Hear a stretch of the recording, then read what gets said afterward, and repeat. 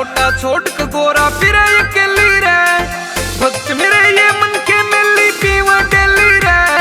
कुंडी सोटा छोड़ के गोरा फिर अकेली रे, ये बोले के जकारे लावन से मतने, ये बोले के जकारे लावन से मतने। लग प्यारे घने रे, लग प्यारे घने, लग प्यारे घने रे, मन प्यारे घने।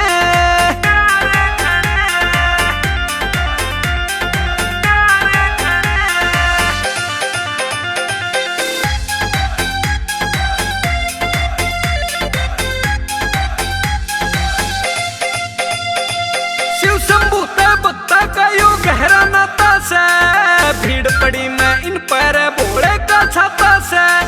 शिव शंभू ते भक्ता का यो गहरा नाता से, भीड़ पड़ी मैं इन पर भोले का छाता से। ये बोल देवा साफ न सथोथे चने, ये बोल देवा साफ न सथोथे चने। लग प्यारे घने रे, लग प्यारे घने, लग प्यारे घने रे, लग प्यारे घने।